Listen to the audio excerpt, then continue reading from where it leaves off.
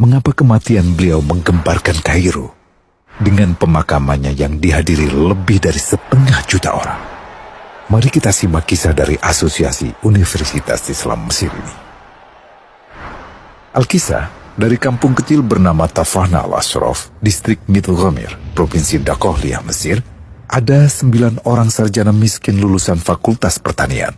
Lalu mereka pun sepakat membuat sebuah peternakan unggas, sembari mencari mitra ke-10.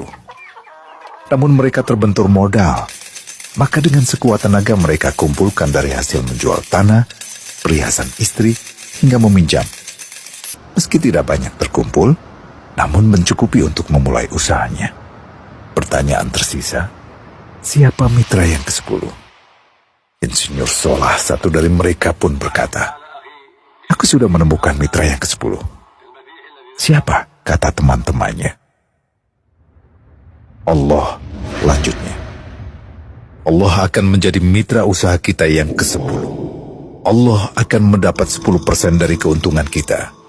Dengan perjanjian, Allah yang akan memberikan perlindungan dan pemeliharaan, keamanan dari segala wabah penyakit."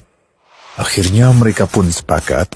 Kontrak kerjasama pun ditulis secara rinci dan dicatatkan ke notaris, lengkap dengan peran mitra ke-10 tersebut.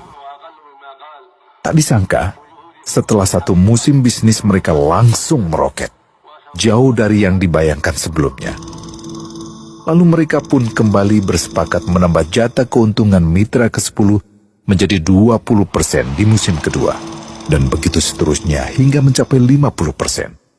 Lalu bagaimana keuntungan mitra ke-10 itu dialokasikan?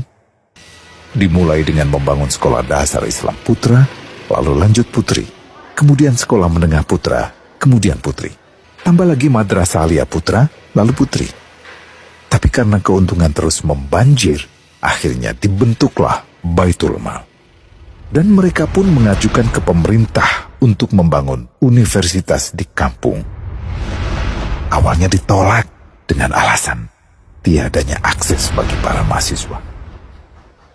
Tak berapa lama mereka pun mengajukan pembangunan universitas lengkap dengan stasiun kereta beserta jalurnya dengan biaya mandiri.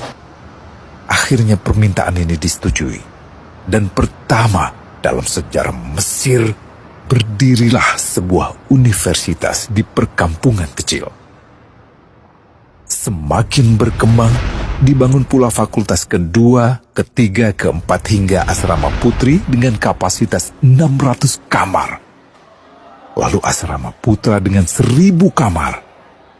Tiket kereta api pun digratiskan untuk memudahkan transportasi menuju kampung tersebut. Tak cukup hanya itu, dibangun Baitul Mal berikutnya hingga hilang kemiskinan di daerah tersebut. Dan program ini diduplikasi ke kampung-kampung lain hingga bisa dikatakan tak ada kampung yang disinggahi Insinyur Solah kecuali akan dibangun Baitul Mal untuk warga.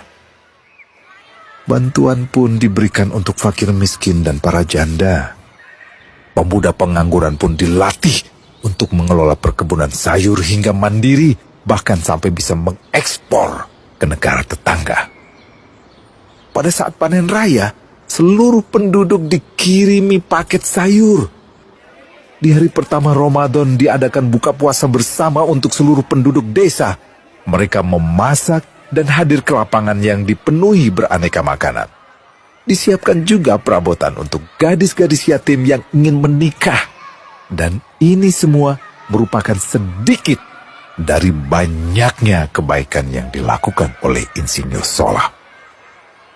Hingga pada akhirnya disepakatilah keuntungan perusahaan 100% untuk Allah. Insinyur Solah yang awalnya adalah salah satu mitra usaha berubah menjadi karyawan Allah. Dia hanya menerima gaji, namun dia memberikan Tuhannya syarat agar membuatnya hanya butuh kepadanya dan hanya meminta kepadanya. Inilah sosok Insinyur Solah Atiyah, aktor utama kisah menakjubkan ini. Keikhlasannya membuat ia sama sekali menolak terkenal di media massa. Dan kini, meski orang yang melibatkan Allah ke dalam bisnisnya ini telah wafat, terbayang seluruh amal jariahnya yang selalu mengalir untuknya. Masya Allah. Pertanyaannya, akankah ini hanya menjadi sebatas kisah saja? Atau menjadi teladan bagi kita untuk mengikuti jejak